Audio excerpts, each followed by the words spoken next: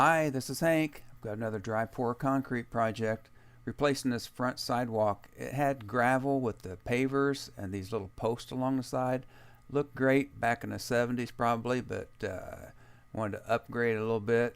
So I put in a concrete walk, dry poured it, as you can see. First thing I have to do is excavate out. I have to get out those little posts, knock them loose with the tractor, throw them in there. Now I've got 25 of these pavers. These were really heavy. You can see when I put them in the tractor, the bucket kind of sinks a couple inches every time I throw one in. So getting the rest of those out, I'm not going to show you all the excavating. I'll kind of fast forward here. Now I'm scooping up this gravel. I want to save it for later. You'll see why after a bit. Now I have to dig down the top of my concrete. I want to be level with my top step there, so I have to dig that down a little bit. And I'm also going to try to take a little bit of that hump out right there. So there it is, roughly excavated. So now I'll put the forms up. The thing to know about the forms is that's what determines your level and your slope. So you want to be sure you slope away from your building. So those first two boards there next to the step, those are sloping away. Then the rest of my walk slopes down the hill, so it's not that big of a deal. Now I'm going to start unloading the bags. I think it took 70 bags for this project, 70 80-pound bags. I'm using the Quikrete again because I had good luck with the Quikrete. Now I am using my powered screeding tool that I have showed in previous videos. You don't have to do this, but it sure makes it a lot easier for me, especially if you're doing it with one person. So I've just attached a sander to a few 2x4s there. I think I've showed a video of how I put that together. If not, I'll be sure I get a video out of how that goes together. But getting started, a little tedious there. You've got to make sure you get concrete packed up. I'm going up against a rock step there, so it's hard to tell the difference between the rock and my concrete here in this video, but just make sure I get it packed up there tight. Now here I'm just showing, a lot of people have said you've got to use just straight mortar or powder to get a good finish. I'm just showing here, throw rocks, aggregate all up there, screed it however you're screeding, whether you're using a tool like this or going back and forth with your 2x4. The rocks go down. The only time I've had the rocks not go below the surface is when I was using a different brand of mix, and I just could not get the rocks to go away. But with the Quikrete, you can see there in this picture, it looks smooth as glass. And anytime you have aggregate showing, it's usually because you have voids. You don't have enough mix packed in. So here I'm just packing in more mix, go over it, pack in more, go over it, and it's all about patience. Whatever you leave, that's what's going to be there. Now I did notice, you see these little wave marks where I'm stopping and starting. That will be there. I thought those would go away when I paint rollered it later, but they didn't. So you'll see in my finished video that those little wave lines are still in the surface. Looks fine, but if that bothers you, be sure that however you leave it, that's the way it's going to be. So I'm just proceeding on down, just working, add more mix, screeding down, get down to the end. So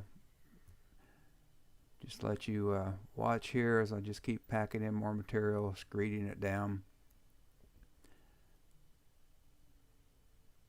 So the advantage of doing this over wet pour concrete is I couldn't do this by myself. There's no way I could physically lift 70, 80-pound bags into a mixer, mix it, pour it out, and finish it by myself.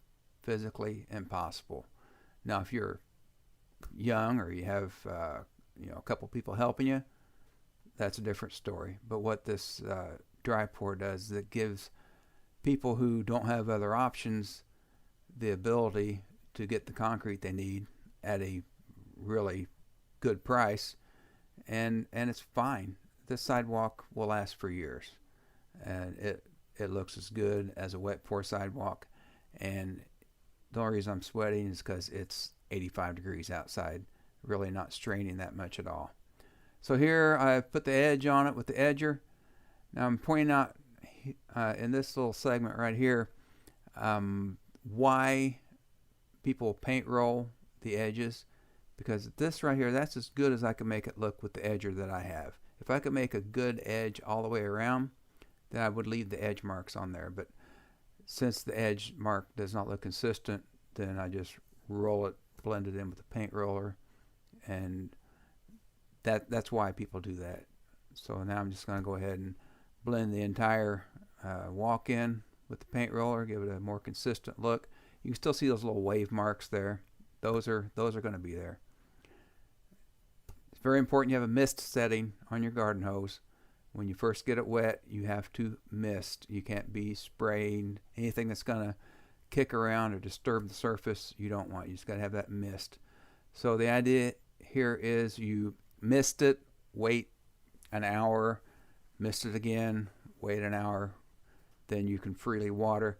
I've always misted it 3 times, and I've never waited a whole hour. As soon as I see the color change where it's soaked in the water, 30 or 45 minutes, I go ahead and mist it again.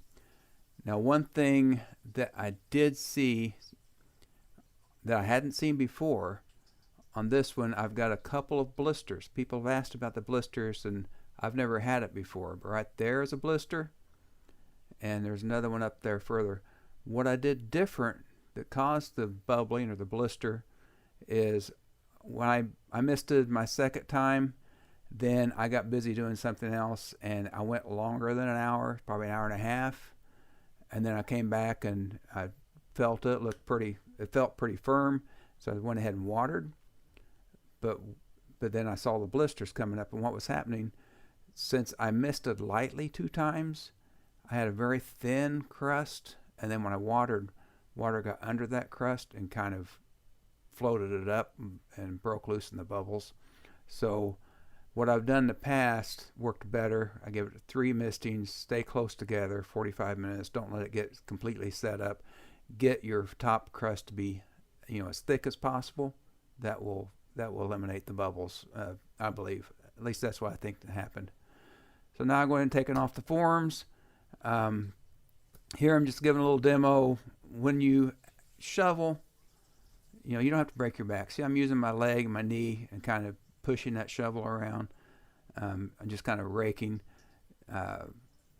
Watch out for yourself. Don't hurt yourself trying to do something that you don't need to do. Here's the finished view. I've got the gravel that I saved shoveled back in on both sides, and there it is. I haven't swept it or sprayed it off since I put the gravel in, so it looks a little dirty, but looks really good. You can still see those little wave marks where I stopped and started with the screed, but yeah, I'm pretty happy. Thanks for watching. Be sure you like and subscribe.